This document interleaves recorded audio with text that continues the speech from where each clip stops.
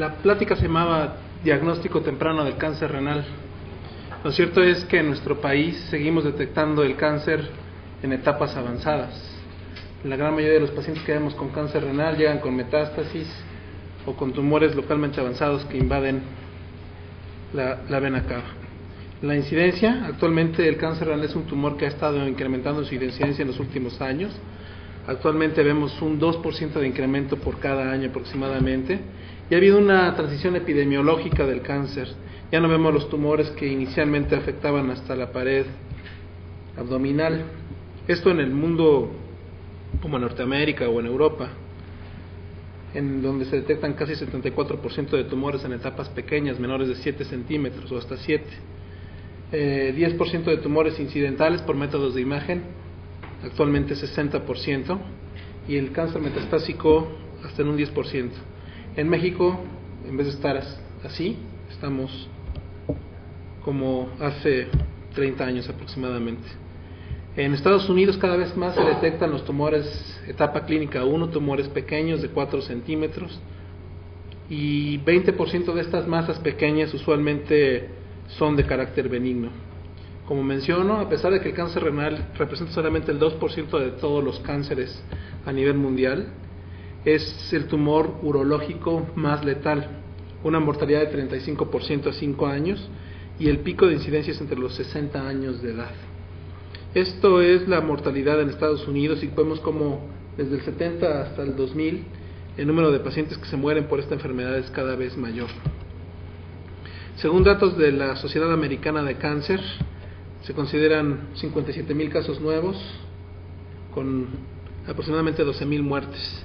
En México, según el registro histopatológico de neoplasias, que es el único registro que tenemos para considerar este tipo de tumores, se presenta un número de casos de 1,588 con 1,475 muertes asociadas a este.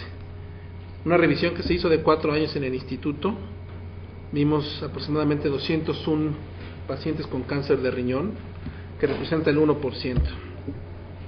Esos son los diferentes tipos de tumores del tracto urogenital que vemos en el instituto, donde vemos que en primer lugar está el cáncer de testículo, incluso por arriba del cáncer de próstata, y eso se debe a que el instituto es un centro de referencia donde vemos muchos pacientes que acuden para recibir quimioterapia y radioterapia. El cáncer de riñón ocupa el tercer lugar, y en los últimos del 85 al 2003, este es el comportamiento del cáncer renal en el instituto.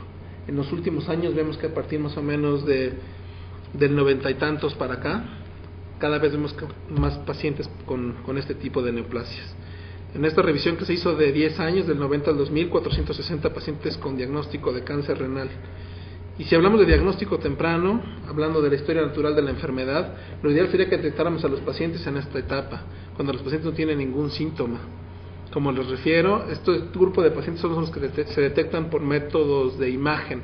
Son pacientes que van al médico por algún dolor abdominal inespecífico, se le hace un estudio de imagen y se encuentran estos tumores. Eso sería lo ideal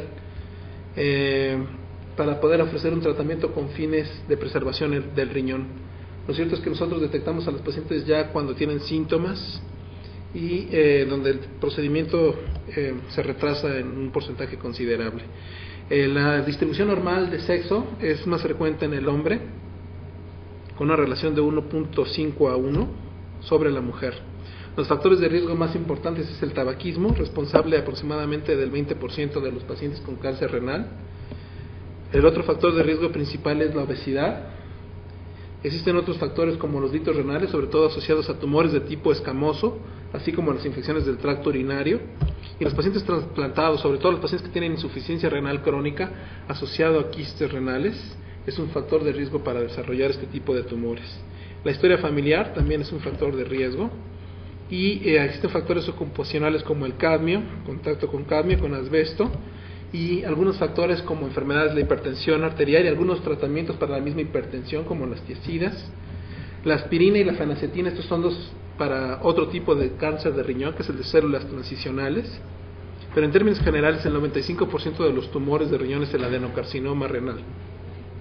La historia de tabaquismo de nuestros pacientes en el instituto: 132 pacientes con antecedente de tabaquismo, y en el instituto también la morbilidad con algunas otras enfermedades. Vimos que existe asociación con hipertensión en un 22% y con diabetes en un 13%. Lo cierto es que actualmente tenemos dos formas de presentación del cáncer renal. La primera son los cánceres esporádicos, donde no existe ningún componente hereditario, y la otra, que se presenta hasta en un 4%, que son los cánceres hereditarios, usualmente asociados a varios síndromes que voy a presentar posteriormente. Este grupo de pacientes con cáncer hereditario usualmente son pacientes más jóvenes, se presentan en pacientes menores a 60 años de edad. La característica es que desarrollan tumores múltiples y la característica también es que desarrollan tumores bilaterales. La importancia de este tipo de factores hereditarios, lo voy a presentar posteriormente, es que con el advenimiento del descubrimiento del gen de von Hippel-Lindau, gracias a este tipo de tumores, se han desarrollado algunos antiangiogénicos, que es la punta de lanza del tratamiento del cáncer renal metastásico actualmente. Esas son las diferentes alteraciones genéticas asociadas al cáncer de riñón. Como menciono, el gen de von Hippel-Lindau se encuentra presente hasta en un 70-75% de los pacientes con carcinoma de células claras. Existe el papilar tipo 1 y tipo 2, el cromófobo y el oncocitoma. El cromófobo, el papilar tiene un comportamiento mucho más benigno que el de células claras, pero también el papilar tipo 2 a veces se comporta más agresivo.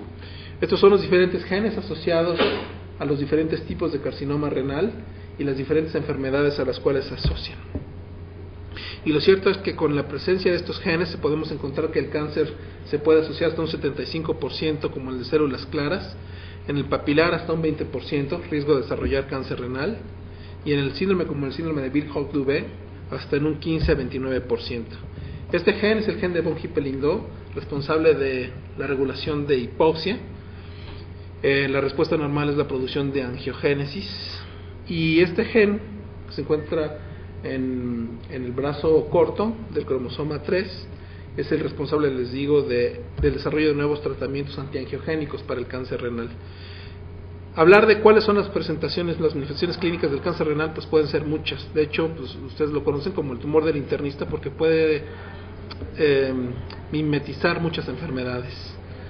Tanto clínicamente se manifiesta, podemos tener pacientes con linfoma. Desde el punto de vista del laboratorio puede dar múltiples alteraciones a nivel de laboratorio, y desde el punto de vista de imagen también puede asimilar muchas enfermedades, de tal manera que la presentación actualmente un 30% de los pacientes, un tercio de los pacientes se detectan en enfermedad como metastásica, 25% como localmente avanzada, en Estados Unidos un 45% como enfermedad localizada, y el cuadro clínico usualmente en 40-50% de los pacientes se encuentran asintomáticos.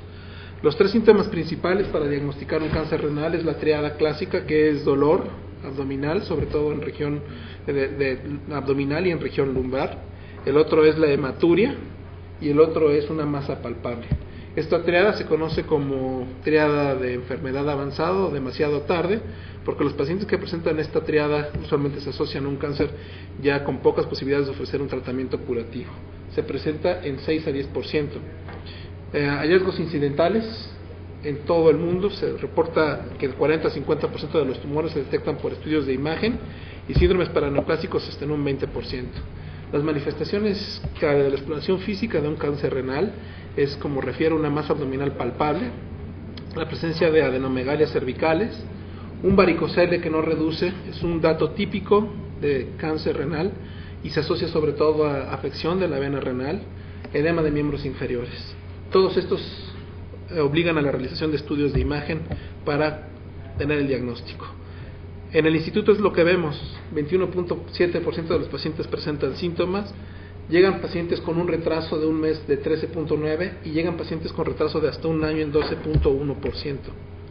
En el instituto estos son los síntomas principales, donde la hematuria es uno de los síntomas frecuentes, asociado sobre todo a dolor en región lumbar.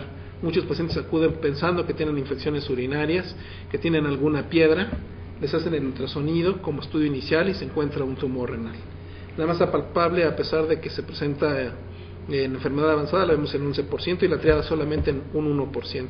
Estos son los síntomas que refiero, que también se asocian a cáncer renal, varicocele, pérdida de peso, astenia, hiporexia, en fin.